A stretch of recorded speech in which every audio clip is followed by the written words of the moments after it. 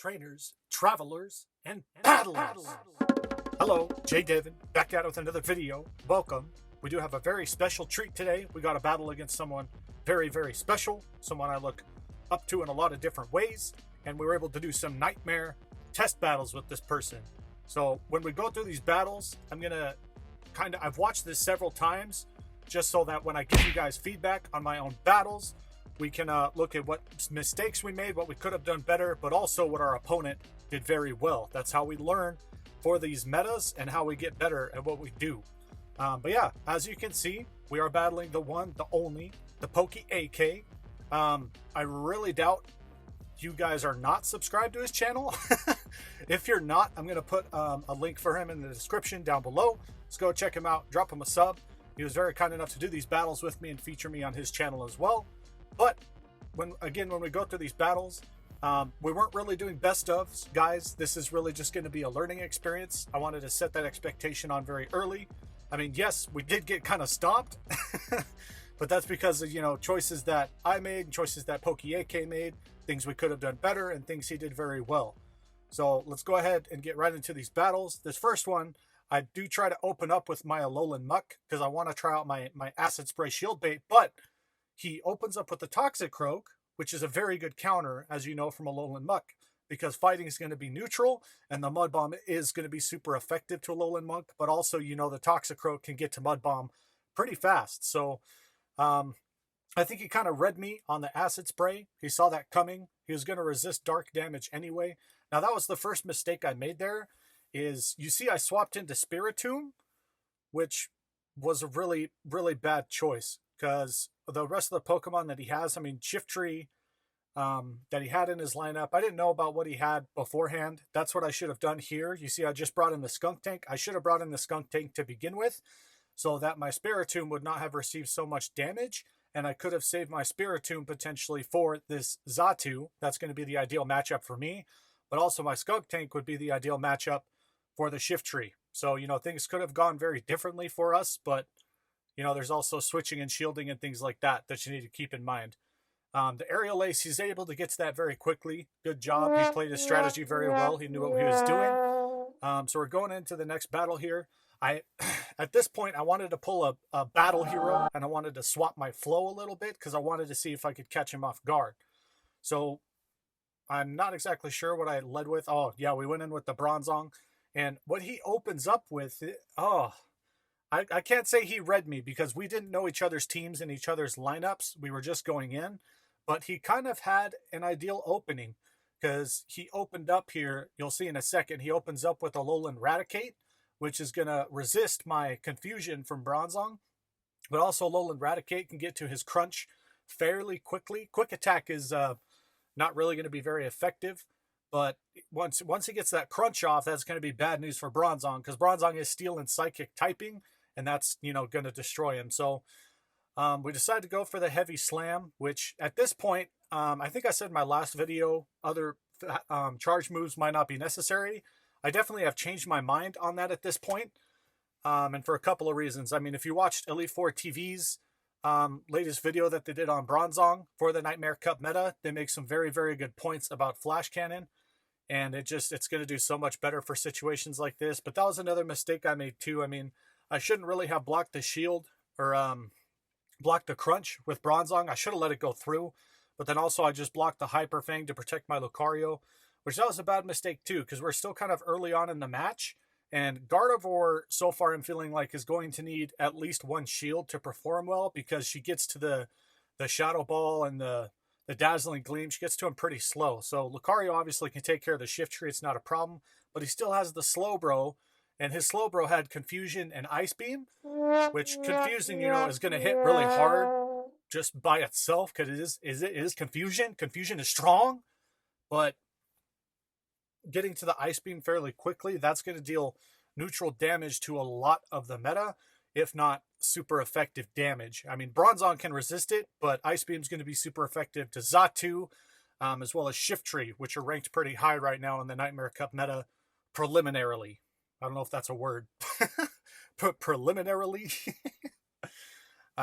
So he made some really interesting choices, and I feel like he developed a team that's going to be useful in a lot of different situations like I've been trying to do, but he already had that in the bag. So good job. This ends up being the only battle that we did win against PokeAK, unfortunately.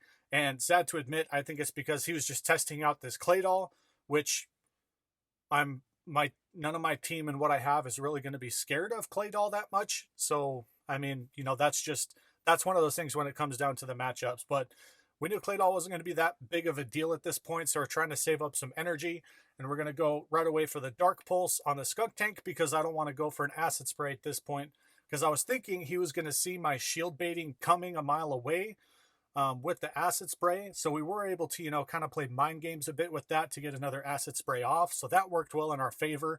That's one thing that we did well, I think. That's one thing you can do with Alolan Muck when you're using him in the Nightmare Cup meta, is you can play those mind games. Is it an Acid Spray? Is it a Dark Pulse? It's ultimately going to be up to the call of the person who's, on the opposing side. So we're able to get off the crunch on the Xatu. That's going to be GG's. We took that one fairly easily, but we had the matchups and we had the Pokemon to take him down. You see, I got 2 from that battle. I got 500 Stardust as well as a Sinnoh Stone. Whoopee! That's cool. Going into the next battle here, we only did 5. What are we, 3 battles in right now? So we only have 2 more to go. I was at my grind spot when I decided to battle with him because I just finished from raiding, but I still wanted to get in some battles with him because we've been working on our friendship for quite a while. And it's a little difficult when you have so many friends to build up, specific people to get to Ultra Friends.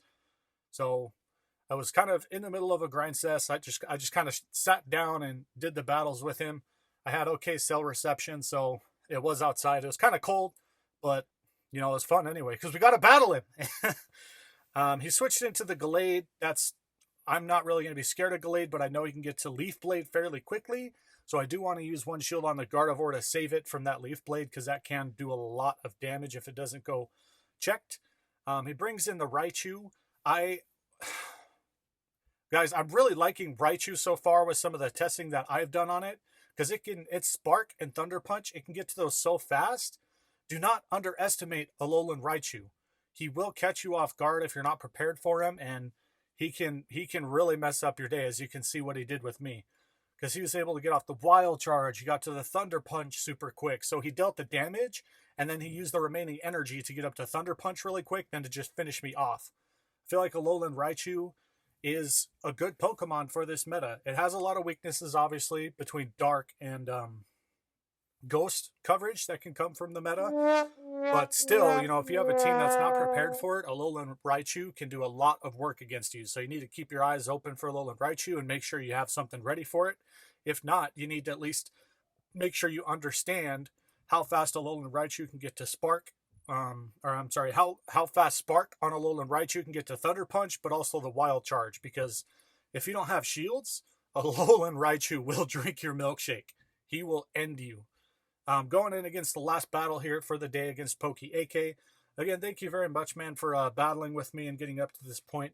It's meant a lot to me, and it's really fun, honestly. PokeAK, this guy, he really loves to battle, and he does a really good job at it. So we had a bad opening. We opened up with Lucario. I decided to go double fighting to see if I could throw him off a little bit, but it didn't work out because you saw he opened up with Toxicroak. I opened up with Lucario. Then he had Xatu sitting in the back. So he knew that if I had something that was bad news for his open, he could just swap into Xatu. He had his strategies thought out, and his teams put together very well. And that's something you need to do. Alolan Raticate's going to be very, very, very bad news for... You see, I got the boost there, but it still isn't going to mean much. But Alolan Raticate's going to be bad news for Spiritomb because Spiritomb can only get Ghost-type charge moves, and Alolan Raticate is going to be very, very, very resistant to those charge moves. So we weren't even able really to do much in this final battle. It is what it is, but that's pretty much over. So as you've seen, throughout the videos, the different choices that I've made when coming in with the team and swapping, it's really developing. I'm learning a lot with this meta, and I hope you guys learned a little bit from this video too. But that's pretty much the end of it. So GG's to the video because it's over, and also GG's to PokeAK, and thank you very much for playing and doing the battles. If you guys enjoyed, feel free to like, comment, and subscribe. But most importantly, you please make sure that you have a freaking good day.